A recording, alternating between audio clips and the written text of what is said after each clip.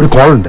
കോളോ? അതെ, international call. International കോളോ? എല്ലാവർക്കും തൊഴിൽ നൽകാൻ മറ്റാരുണ്ട് LDF അല്ലാതെ? ലിസ്റ്റിൽ 13,000 പേരുണ്ട്. ആകെ 21% പേർക്കാണ് ആകെ നിയമനം കൊടുത്തത്. അതിനു മുമ്പേ എന്ത് ചെയ്തു? ആ ലിസ്റ്റ് തീരുന്നതിന് മുന്നേ അടുത്ത റാങ്ക് ലിസ്റ്റും വന്നു, അടുത്ത പരീക്ഷയുടെ നോട്ടിഫിക്കേഷനും. ഇപ്പൊ PSC നിയമനങ്ങളിൽ ഇന്ത്യയിലെ നമ്പർ 1 കേരളമാണ്.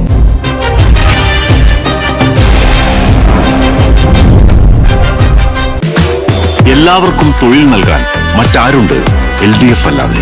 ഏറ്റവും കൂടുതൽ നിയമനം നടത്തിയ സർക്കാർ എന്ന് പ്രസംഗം, എന്നാൽ ക്രൂരമായി റാങ്ക് ലിസ്റ്റുകളെ അവഗണിച്ച സർക്കാർ എന്നത് യാഥാർത്ഥ്യം. എല്ലാവർക്കും തൊഴിൽ നൽകാൻ മറ്റാരുണ്ട് LDF അല്ലാതെ?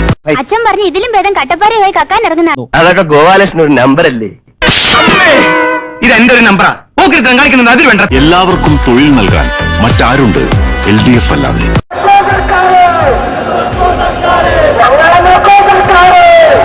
പരീക്ഷാ നടത്തിപ്പും റാങ്ക് ലിസ്റ്റ് പ്രസിദ്ധീകരിക്കലും നിയമനം നൽകാതിരിക്കലും സർക്കാരിന് ക്രൂരമായ തമാശയാണ്. 5-ാം വർഷം മുഖത്തൊരു ചിരി പൊട്ടിച്ചു വെച്ച് ഈ നാട് മുഴുവൻ വോട്ട് തന്നെ നടക്കുന്ന ഇവന് സാധാരണക്കാരന്റെ പ്രശ്നങ്ങൾ കേൾക്കുമ്പോ അത് ശരിയാ.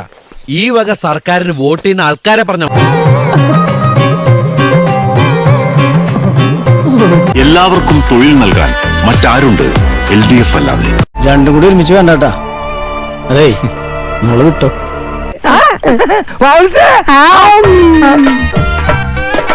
കൊണ്ടോ മാവൻ കഴിക്കുന്നു?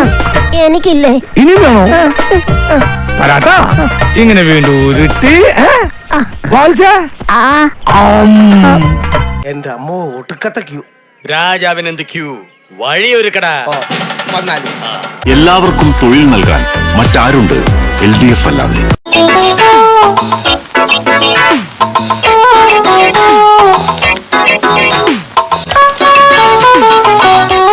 ഇപ്പൊ PSC നിയമനങ്ങളിൽ ഇന്ത്യയിലെ നമ്പർ 1 കേരളമാണ്.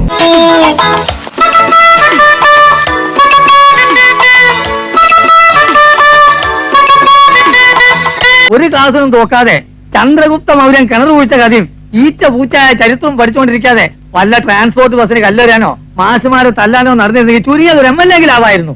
This is the world's biggest comedy, babe. It's called Indian politics. ഞങ്ങൾ അസ്വസ്ഥരാണ്. ഈ വ്യവസ്ഥിതിയിൽ ഞങ്ങൾക്ക് വിശ്വാസമില്ല.